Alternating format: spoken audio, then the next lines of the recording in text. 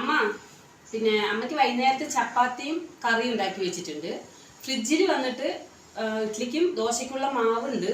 പിന്നെ നാളേക്ക് വേണ്ട തേങ്ങ അടക്കം ഞാൻ ചെറിയ ഫ്രിഡ്ജിൽ വെച്ചിട്ടുണ്ട്. പിന്നെ അമ്മ പറ്റുകയാണെങ്കിൽ കുറച്ച് പൊന്നിയരി ഉച്ചക്കലേക്ക് വെച്ചാൽ മതി. അല്ല നീ അടി കട്ടി ഒരുമി കെട്ടിട്ട് പോന്നു. ഞാൻ അമ്മനോട് ഇന്നലെ പറഞ്ഞതല്ലേ ഞാൻ വീട്ടിലേക്കൊന്ന് പോണം പറഞ്ഞു. 2-3 മാസം അപ്പുറം പോയിനി. 2-3 മാസമായി അമ്മയ്ക്ക് വയ്യാന്ന് പറഞ്ഞ് എന്റെ വീട്ടിലേക്ക് ഒന്ന് പോണം. ഞാൻ ഇന്നലെ ഏട്ടനോട് ചോദിച്ചു, അമ്മനോട് ചോദിച്ചു. അമ്മ മൂണ്ടല്ലോ പൊക്കോന്ന് പറഞ്ഞു. നിന്നോടല്ലേ നാളെ എന്റെ മോളും ഭർത്താവും കുട്ടികളും വരുന്നില്ലേ? അപ്പൊ അവര് 10 ദിവസമല്ലേ ആയുള്ളൂ. ഇപ്പൊ വന്നു പോയല്ലേ ഉള്ളൂ. ഞാൻ പോയി നാളെ ഉച്ചയാകുമ്പോഴേക്കും ഞാൻ അവിടെ എത്തും. ഇവിടെ ഇരിക്കും എല്ലാം മാറ്റി.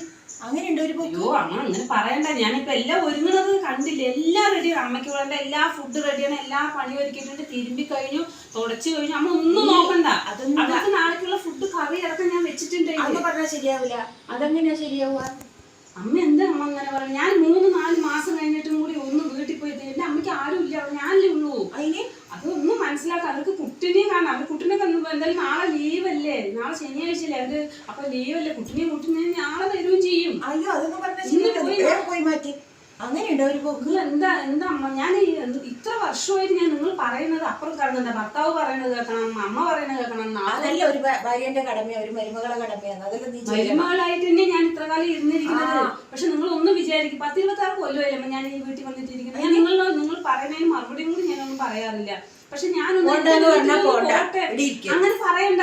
കാരണം ഇന്ന് എനിക്ക് പോയേ പറ്റുള്ളൂ. എന്റെ അമ്മനെയും കൊണ്ട് നാളെ ഒരു സ്ഥലം വരെ പോകാന്ന് വാക്ക് കൊടുത്ത് കാറൊക്കെ റെഡിയാക്കി വാടകയ്ക്ക് എടുത്തിട്ട് നിങ്ങൾ അങ്ങനെ പറയണ. ഞാൻ നിങ്ങളോട് തട്ടിക്കയറാൻ വരികയല്ല. നാളെ അവര് വരികയാണെങ്കിൽ ഇരിക്കട്ടെ, ഞാൻ വരും. ഞാൻ നാളേക്ക് വേണ്ട എല്ലാ പണിയും ശരിയാക്കി. ഒന്ന് മനസ്സിലാക്കാം. നിങ്ങൾ പറഞ്ഞ കേൾക്കാൻ ഞാൻ ബാധ്യസ്ഥനാണ്. ഇത്ര കൊല്ലം ഞാൻ കേട്ടോനോട് ഞാൻ പറഞ്ഞു കൊടുക്കും. നീ പിന്നെ അവിടെ ഇരിക്കേണ്ടി വരും. നിങ്ങൾ എന്തെങ്കിലും മെരട്ടുള്ളത്? ഞാനൊരു കാര്യം ചോദിക്കട്ടെ. മരുമകള് പറഞ്ഞ നിങ്ങളുടെ അടിമയൊന്നും അല്ല, കുറച്ചൊരു സ്വാതന്ത്ര്യം കൊടുക്കും.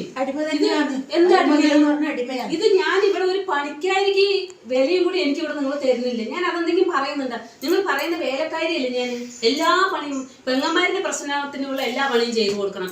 അമ്മായിമ്മ എന്താണെന്ന് പറയുന്നത് അതുമാതിരി ഞാൻ കേൾക്കുന്നുണ്ട്. ഞാൻ നിങ്ങൾ അമ്മായിമ്മമാരാണോ ഞാൻ ഇതുവരെ കണ്ടിരിക്കുന്നത്?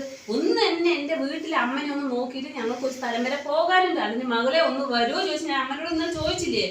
ഞാൻ ഇന്ന് എന്തായാലും പോയി ഞാൻ ഏട്ടനോട് പറഞ്ഞിട്ടുണ്ട്. ഇനി ഞാൻ ഒന്ന് പോയിട്ട് നാളെ ഞാൻ 4 മണിയാകുമ്പോഴേക്ക് ഉറപ്പായിട്ട് വരും. അത്ര എനിക്ക് പറയാനുള്ളൂ. ഇവളോടൊക്കെ ഇനി ഒന്നും നടക്കൂല.